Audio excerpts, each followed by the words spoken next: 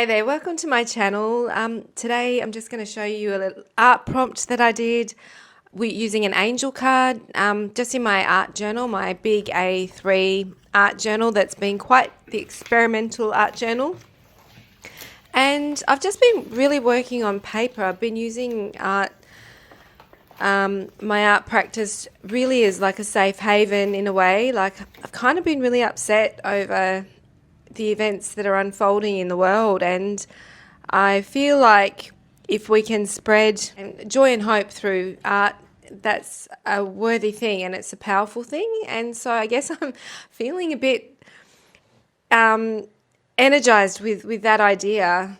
I feel like a lot of creatives, like we deeply feel things, and we need to have a way of processing things. And I feel like we've got a really, really important role to play in the world, and it's not necessarily sort of like a very physical one, but it's a metaphysical one in the sense that I guess when Dostoevsky said beauty will save the world, I can see why. I feel like there is, when there's so much ugliness in the world, art can be that healing salve. It's more even for our own practice to keep grounded, using our art to keep us grounded. And so, long story short, I guess, at the moment I'm just working on a lot of pages and not a canvas at the moment, which is just purely because of time, because I'm also in the process of looking for a space for my mum to live that's closer by, which is really good. Like I've been really appreciating the fact that I've got so many art supplies and just seeing what works and what I feel like picking up. So it's been a lot of ink splodges, a lot of, using crayon resist and things like that. So I'm very, very, very grateful once again to be reminded of the healing power in art, that I guess this is probably what my whole channel is about. One way or another, it's been a tumultuous time for me the last couple of years, and I feel like art has literally been my anchor to hope and my anchor to all that is good and worthy in this world, and a reminder of that. So I guess I just want to encourage everybody. I really want to encourage everybody that, it's really important. It doesn't mean that you have to be like an exhibiting artist or have work that has, external validation even, but just the fact that you can gift yourself with the space to create art, it's a huge thing, and it really does help the soul to evolve and help us to find the truth of who we are, which is really rooted and grounded in love and beauty. And so that said, it's a long spiel. I really hope you enjoy the video. Just maybe just paint along with me. I pulled an angel card. I'd be really interested to see if anyone else can relate to the message in the card, because I feel like it was a really beautiful one. And I will see you next time. Bye.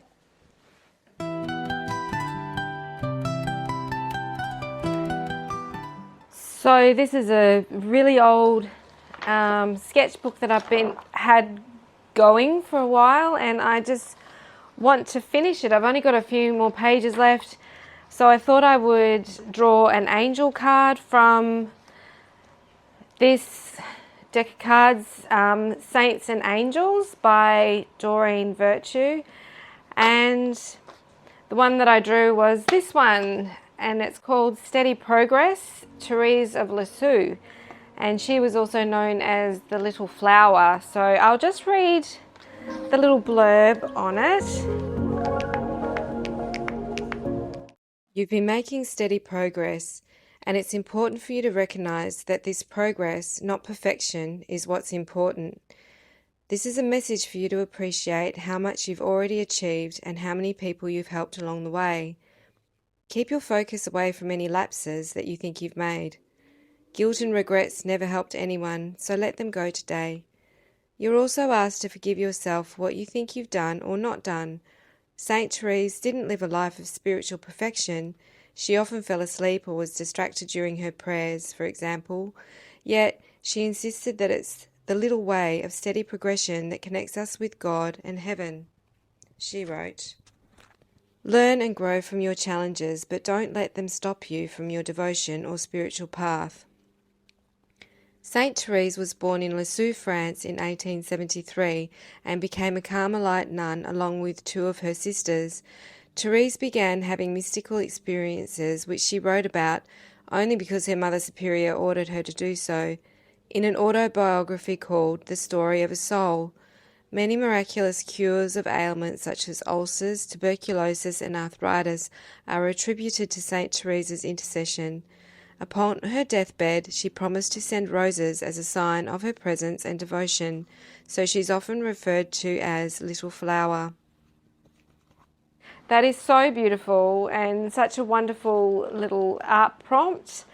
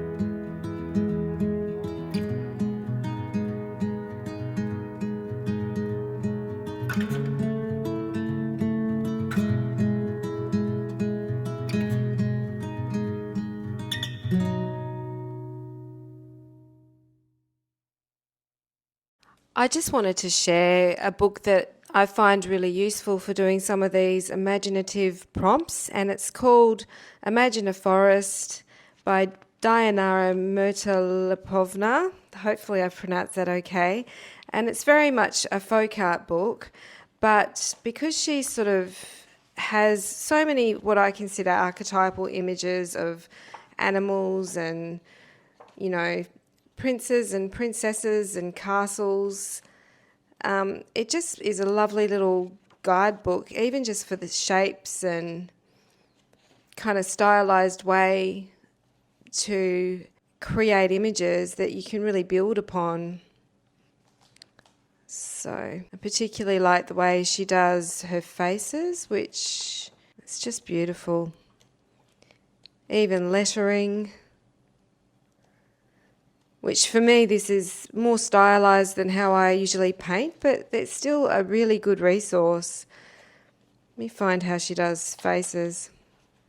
Yeah, here's a lovely example of how she does sort of decorative costumes and faces, which, if you know my work, I really like this sort of Eastern European kind of traditional costume and faces. So yeah, thoroughly recommend this beautiful book.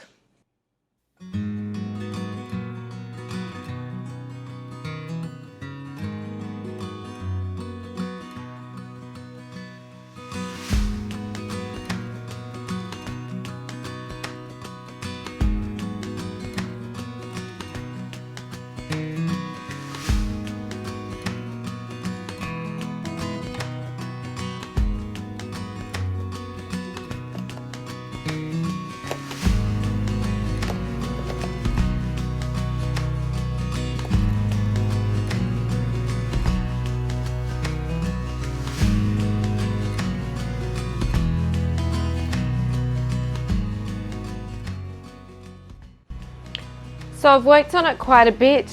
I just felt like I needed to do more layering with my oil pastels, and I think I'm just going to do a little bit more layering and fine-tune it a little bit, and we'll see what happens.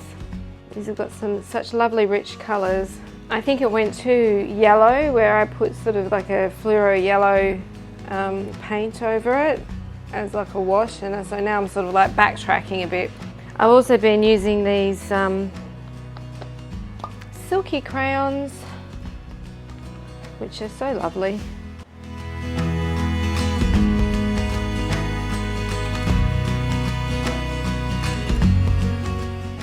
It's a gentle reminder to me, this little message of, because it's the year of the fire horse, and you know, she's got red hair. I've given her red hair, and I don't know if you guys have noticed, but there's just so much energy in the air. I've really noticed it.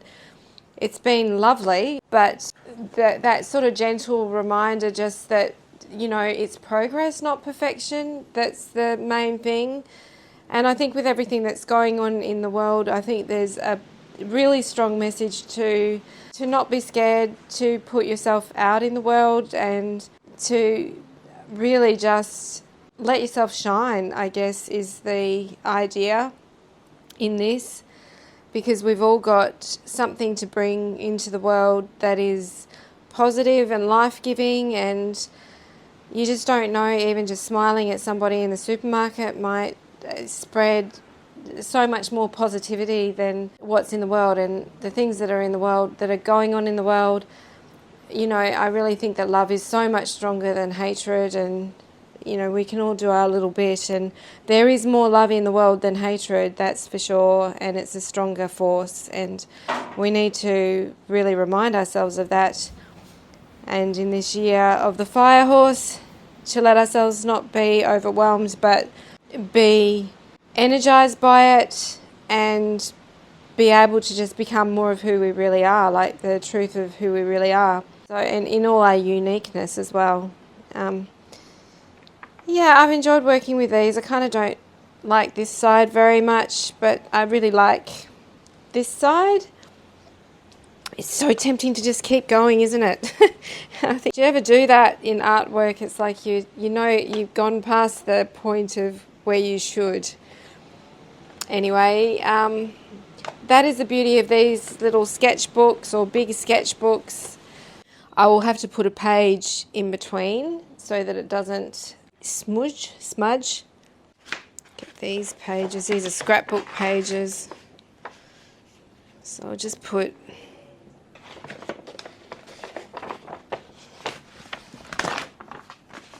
a couple of pages like that.